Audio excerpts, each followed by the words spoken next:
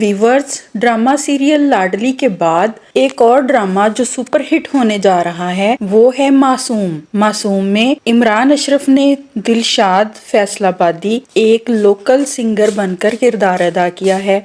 वो गलियों में फिरकर गाने वाला सिंगर है, लेकिन उसे अपनी गायकी पर इतना भरोसा है कि वो कहता है कि मैं एक रोज बहुत बड़ा सिंगर बनूंगा और इसी में अपना नाम कमाऊंगा। लेकिन उसे कोई रास्ता नहीं मिल रहा जिसके जरिए वो बहुत बड़ा आदमी बन जाए। एक उसकी छोटी बहन चुटकी है। ये लोग फैसलाबाद से कराची जाते हैं। कराची जाते ही उसका मोबाइल छीन जाता है। उसके बाद वो अपनी एक दूर की रिश्ते की खाला के घर पहुंचता है। उसकी बेटी नीली जो बहुत ही चालाक और होशियार है, जो दूसरों को इशारों पे नचाना जानती है। और दिलशाद फैसलाबादी इस ड्रामे का बहुत ही मासूम और भोला भाला किरदार है।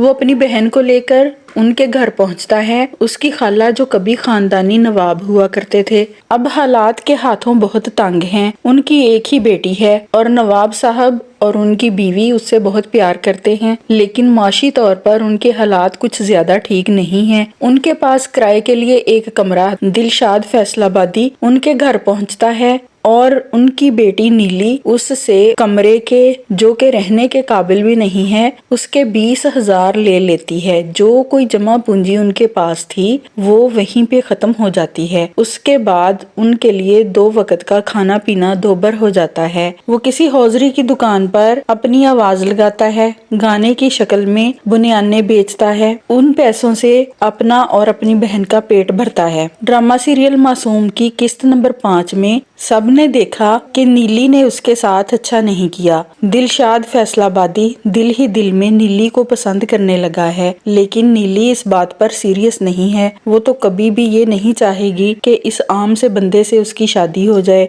उसका बाप उसे मजबूर करता है कि इसे यहाँ से निकालो। वो दिलशाद फैसलाबादी को अपने घर से निकालने का अजीब ही प्रोग्राम बनाती है। वो उसकी आवाज में एक मामूली सा गाना सुनती है और उसकी बहुत तारीफ करती है और कहती है कि तुम ये लोगों के सामने गाओ और बहुत मशहूर हो जाओगे। वो मोहल्ले की लड़कियों और लड़कों को इकट्ठा करती है। दिलशाद फैसलाबादी वही गाना जो वो बनियान बेचने की शॉप पर गाता था, उनके सामने गाना गाता है, लेकिन बजाय उसकी तारीफ करने के सभी लड़के और लड़कियां उसका मजाक उड़ाते हैं, उसे मेरासी मेरासी कहकर बुलाते हैं और दिलशाद फैसलाबादी की इज्जते नफ्स से नीली खेल जाती है। उसे बहुत दुख होता है और वो वहां से जाने की तैयारी करने लगता है। वो बहुत रोता है और रोते हुए अपना सामान इकट्ठा करता है और नीली भी वहां पर आती है, लेकिन वो उसकी कोई बात नहीं सुनता क्योंकि उसने उसकी बहुत बेइज्जती करवा दी होती है। तो व्यूवर्स, देखते हैं अगली एक साथ में कि इस ड्रामे में अब नेक्स्ट क्या होता है। क्या दिलशाद फैसलाबादी बहुत बड़ा सिंगर बन सकता है?